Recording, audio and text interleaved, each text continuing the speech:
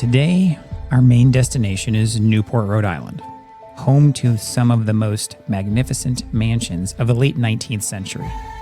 Mansions like the Breakers stand as a testament to the ambition and affluence of the Vanderbilt family. Constructed in the late 1890s for Cornelius Vanderbilt II, this 70-room Italian Renaissance-style palazzo boasts imported marble, rare woods, and intricate mosaics, reflecting the pinnacle of craftsmanship of the time. Craftsmanship you can see for yourself even today.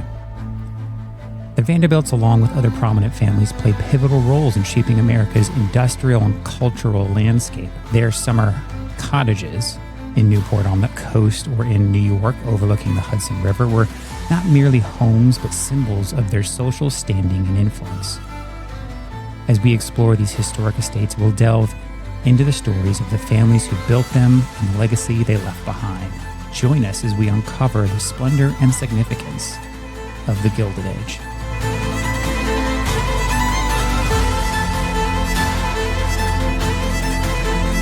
Welcome to Talk with History. I am your host, Scott, here with my wife and historian, Jen. Hello. On this podcast, we give you insights to our history-inspired world travels, YouTube channel journey, and examine history through deeper conversations with the curious, the explorers, and the history lovers out there.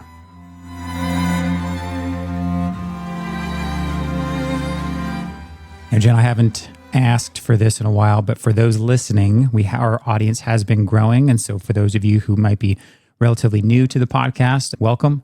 We have a joke that we say on here every once in a while that we're only a few million followers behind the History Channel, and we are bringing history back to history fans and not conspiracy, true crime, or aliens. So if you are a listener of this podcast, we would truly appreciate a review on Apple Podcasts, a review or a rating on Spotify. I have seen some ratings grow over there on Spotify. So if you could take 5 seconds, go over there, drop a star. You don't even have to write a review if you don't want to, although we do appreciate it. And if you do write and leave a 5-star review, we will read that on the show as part of that. So you can kind of help us catch the History Channel. Yeah, we want to bring history back to the History Channel. And if you want to help us do that, you want to help us grow and be a part of this grassroots foundational History Channel, please tell your friends, share a review, share the podcast, because these are great little snippets, snacks of American history. You can listen in your car, you can listen while you work out, and we try to just make it universally compatible so your whole family can listen. And so, yeah, we want to overtake the History Channel. And I will say one more thing. If you check out our podcast show notes, the first link that is in any podcast right now, that can change because it's dynamic, but right now I have it linked to a map of all of our Walk with History videos and associated Talk with History podcasts. So if you don't really know where to start and you don't want to just scroll through the list on your podcast app, if you click that first link in the podcast show notes that says a map of our historic travels, historic locations, you can literally see a map on our website and you can zoom in. If you tap on the location, it'll pull up both the video and the associated podcast, and you can find the podcast that way. So you can find a location that you might be interested in. Maybe you're going out there, maybe have a friend. So you could check out that link, you could share it. So we try to provide resources to our audience so that you guys can go out and have your own historic adventure. Yeah, your own little Indiana Jones crusade. That's right. All right, Jen. So the Gilded Age, the Great Gatsby, all the stuff. So you've been traveling with American Cruise Lines because you're working as a historian for them. Yeah. And you had the opportunity to get up to both Newport, and some people might not realize also up in New York on the Hudson River, there are some kind of quote unquote Gilded Age mansions up there. So let's talk about the Gilded Age, and let's focus a little bit more on what people really know, which is mansions like the Breakers and the Marble House and stuff like that. So for introduction, the Gilded Age and the Great Gatsby, that time are two separate times. Okay. Gilded Age is really 1870s to 1890s. This is the time of this resurgence of growth after the Civil War. So the Great Gatsby is more like kind of flapper era, like 20s? Yes, that's the Roaring Okay. 20s. But now they're living in like the same houses that have been built, and they're still partaking of that opulence that's born of the Gilded Age, but they're two separate times in American history. The Gilded Age really ends at the Progressive Era, and that is right around 1900s, 1910s, but that leads into the Roaring 20s. Gotcha. So it's like, it's stepstones. Like, So like people may connected. may mentally associate the Great Gatsby and even the movie and the book with the Gilded Age, but like you said, it's really that was born on the shoulders of what is the true Gilded Age, which is what you'll talk about. Yeah. So like we always say, history is connected. Yep. So the Gilded Age, like I said, it comes out of the Civil War, right? Think of this time after great devastation when America rebuilds itself. And in this rebuilding, you have people who kind of emerge as the leaders of that, the railroad tycoons, the oil tycoons, the steel tycoons.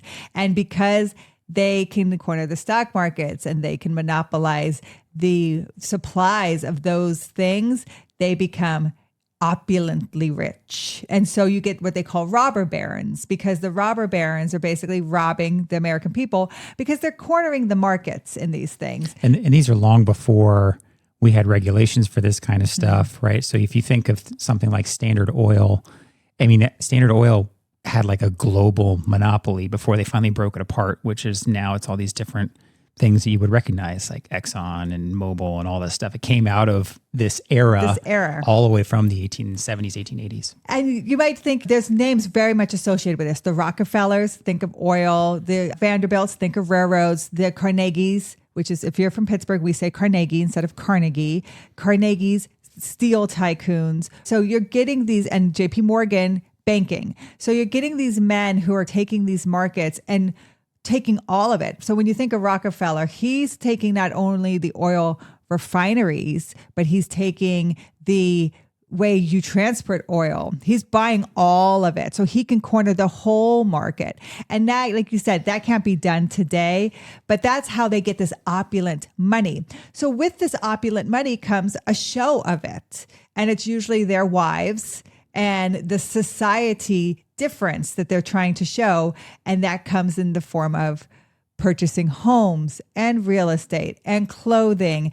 And when you think of things in America that still exist today, Rockefeller Center, think of the Carnegie Libraries. They had so much wealth that they wanted to show it in different ways. Besides building these opulent mansions just to vacation in, they wanted to build big skyscrapers in the middle of New York City, right? They wanted to show their wealth in other ways. And so they still exist today. And that can give you an idea of just the level of wealth they were at.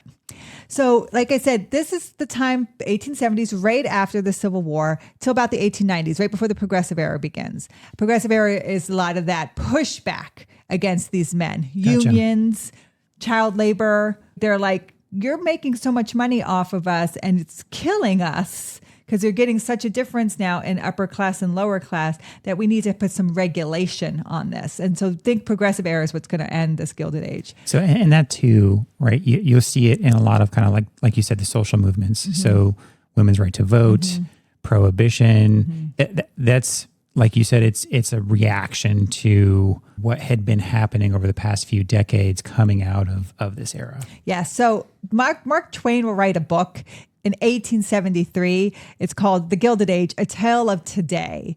And so in the 1920s, historians will coin that term as this time period. Gotcha. So no one knew they were living in the Gilded Age as they're living it. But that's what the time gets coined after the fact, because Mark Twain will write a book as he's witnessing this time in America, watching this happen. And so that's where the name comes from. Why do people go to Newport? Why do these mansions get built in Newport, Rhode Island? Because it's along the water. It's not a long ride from New York. And when we talk about New York City in the summer, what happens is you're building all these buildings with these roads in the summer, and the heat gets trapped along these roads and inside these buildings. And it's so hot in New York. This is the time before air conditioning, right? They're stopping the breeze, all these buildings. So they need to get out of the city. And so they get out to places along the coast and build their homes. And that is where Newport comes into play. And it's funny too, because you had never been to Newport until, and it wasn't even American Cruise Lines the first time you got up there. You actually went up there to visit me at one point in time, because the Navy has had a presence there for quite some time. Think coastal kind of key spot. And so actually the Navy has its War College and a bunch of kind of training centers up there.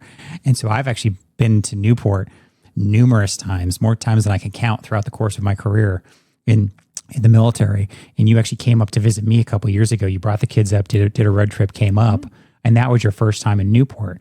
And so it's been fun that you got to go. You've been back a couple times now with American Cruise Line, so that you can do these kind of explore these Gilded Age mansions. Yeah. So think of Newport, like again, along the coast. It's also very much has a lot of naval history. This is where Oliver Hazard Perry is from. Oliver Hazard Perry is buried there. He's the hero of the War of 1812. So it is very much tied to Navy history. And then you have that beautiful coastline where people want to build their homes. It's gorgeous. Get that breeze. And so now it's called the Cliff Walk, and you can walk behind all of these homes. But the first person to really come up there was Mrs. Astor. So if you watch The Gilded Age, you know who Mrs. Astor is. She is really the pinnacle of society. And you can think about the Titanic. Her son is killed on the Titanic, and he's the richest man on the boat. So Mrs. Astor, she comes to Newport first, and they buy a home there. And it's called Beechwood, and you can't visit it today. It's privately owned, but they build the first version of Beechwood is built between 1852 and 1853, but they'll buy it in 1880 as a summer home. And what happens is between 1880 and 1890, they renovate, because what is happening in New York with these Gilded Age elite is they call themselves the 400. They're the 400 elite families, elite people of this society. They go to the opera. They make themselves seen. They let their wealth be seen, right? And so to entertain the 400 in these mansions, they need to renovate the ballrooms, as you can imagine, to hold 400 people. So that's where the initial push for some of the size of these places came from. Exactly. Was so that they could say, hey, invite all their friends out, essentially. Invite high society from New York. Yes. So they could host out there. And that's how it kicked off. That's exactly how it kicks off. Interesting. Because as a show of this wealth, the women, the wives, show this wealth by these elaborate parties that they throw. And they throw these elaborate parties in Manhattan, but they throw these elaborate parties in Newport when they summer. And if you're going to hold 400 people in your home for an elaborate party, because you want to go to these parties, if you're in society, you want to be seen, you need a huge ballroom and you need a huge dining room. So Beechwood is the first one. Mrs. Astor's parties come to be known. And then you get the first Vanderbilts are going to build the Marbles right beside Mrs. Astor. Now, the Marbles is built more by what you would consider George Russell's character in the movie, New Money. And so they're building the Marbles. It's an opulent place. It cost $11 million to build at the time. It can also hold the 400. But then you have his brother who looks at this. So this is built by William Vanderbilt and Alva. That's who the Russells are based off of. And it's called the Marble House because it's built all out of marble. All out of marble. Which is crazy. And you can visit the Marbles today. Yeah. But his brother gets a look of it. So Cornelius Vanderbilt II. So you think the Vanderbilt fortune is built by Cornelius Vanderbilt. He's the one who's building this huge railroad dynasty. This is his grandson, Cornelius Vanderbilt II. He looks at their wives. He looks at Beechwood. He looks at the Marbles and he goes, oh yeah, I'm going to build the Breakers. Oh, and man, we're going to show all the B-roll and footage that Jen, if you're listening to this, I would highly encourage you guys, after you're finished listening, go in the podcast show notes because I'll link to some of the videos.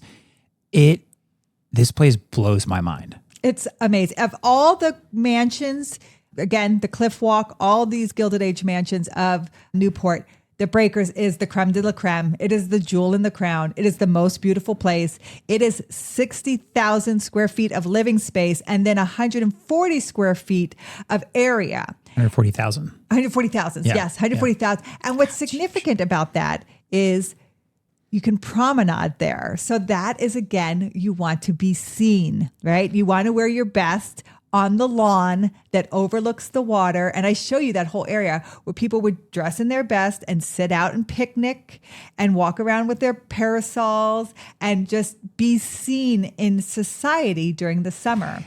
And the thing is, too, is like the Breakers is literally, in my mind, the quintessential example of a Gilded Age mansion. Whatever you picture a Gilded Age mansion to look like. And as Jen's describing, these families leaving New York and coming out there and promenading and hosting balls and dinners and doing all this stuff, pick whatever you picture in your mind. The Breakers is probably that and then some. And then some. It's magnificent. Yeah. And inside, it's just crazy. I walked you walk straight into the ballroom, and it is opulent and ginormous, 2 stories. There's all these chandeliers, painted ceilings. It is beautiful. It's opulent. And it's built between 1893 and 1895. So you can see Miss Astor builds hers, and then William Vanderbilt, his family builds his. And then they're right on the tail of that. The Cornelius II builds the Breakers. Like, they're all competing with each other, right? They all want to show their wealth. They all want to throw these parties. They all want to flex their muscle as far as like what they can afford. But in the Breakers is the creme de la creme. It is open for people to visit and tour. It is beautiful. It is along the cliff walk. And you might be asking, what's the cliff walk? That's what we had done when we first visited Newport. Yep. It's this walk along the backyards of all of these mansions. It's 3.5 miles. It's an easy walk, and then it gets a little bit more difficult. And by difficult, I mean there's rocks rocky, and things in the way, but it is still pretty flat. And you can walk the backyards of all these mansions, and it's open to the public, so it's really great. And at one point, these families tried to shut that down because that had always been there, because they didn't want all these gawkers looking in, although I'm sure they really did. But they didn't want all these gawkers looking in their backyards and seeing their parties and being a nuisance. But a judge in town said it's always been public. It's always going to stay public. Yeah, it's pretty cool. And even for Navy folks like myself who go out to Newport for training, or I go help instruct courses and stuff like that sometimes, that's a very common thing for people to just go do, because you can park near the beach. There's plenty of beach down there, and you can just walk right up there and you go do a nice easy walk. It's beautiful, and it's a very common kind of touristy thing to do. And then I visited the Elms. So if you're a fan of the show, like I am, the Elms is Julian Fellowes' favorite mansion there in Newport. And Julian Fellowes is the creator of the Gilded Age, also the creator of Downton Abbey. Think of the Gilded Age as the American equivalent to Downton Abbey, because this kind of wealth was happening at such a fast pace in America, and it was the equivalent to these big manors and these big homes. And so they were showing this upstairs, downstairs setting, same kind of thing as Downton Abbey. So the Elms is really what is in the show, the Russells' Newport summer home. And so when I went to visit the Elms, it's not on the cliff walk. It's not on the water. Although in the Gilded Age, they CGI it. So it looks like it's on the water, because it's supposed to look like the marbles. It's supposed to essentially be the marbles. Still the same neighborhood, still built the same time, 1899 to 1901. It has more of a French chateau look to it, but they extensively use the Elms for the show. So if you are a fan of the Gilded Age, that's why I brought you to the Elms, because there's so many rooms used for the show. The staircase is used for the show. And so I wanted to show you a lot of how they're reusing the real places to show the Gilded Age today. And if you just watched the last season 3, the end of it, the big ball is at the Elms. They're in the backyard of the Elms, or in the ballroom of the Elms. So I wanted to show all of that. And that's also a place you can visit in Newport. It's open to the public, and it's really great. You can buy these tickets. You can buy one mansion. You can buy 2 mansions. So I recommend buying the 2, and you can just go whenever you'd like, because I did the Breakers in the morning and I did the Elms in the afternoon. Yeah. Now, Newport, as we mentioned in the intro, Newport wasn't the only spot for folks to build these large summer cottages, quote unquote. The other one that you recently got to visit was actually along the Hudson. It's on the Hudson. So I went to Lyndhurst, and Lyndhurst is in Tarrytown. If you think of Sleepy Hollow. What is interesting about Lyndhurst is it can be used not just for the summer, because you can take a boat or the railroad right from Tarrytown into the city, and it really is an hour boat ride. So this was the home of Jay Gould, and Jay Gould is the inspiration for George Russell. He is who George Russell is supposed to be, and George Russell is probably one of the main characters of the Gilded Age. Yeah, that's the kind of the new money guy. The new money guy. Yeah. And the one who's working the stock market, which is all the things Jay Gould really did. Now, Jay Gould used this house during the week. Like, it wasn't just a summer home because he could get right on a boat. He didn't want to take the railroad because he didn't want to support Vanderbilt. So he got on his boat, and his boat was an hour ride. So he would just commute that way. And he did that pretty much daily. So think of Lyndhurst as a Gilded Age mansion, but not really a summer mansion. Yeah. It was more like get outside of the city, healthy, clean air, good breeze. That's why he was living outside. I mean, same kind of money that they dumped into this place, though. Yes. Because the grounds around it were huge. You talk about specifically in the video inside. Now, we couldn't take video inside. You had to take some pictures, but you took a lot of good pictures.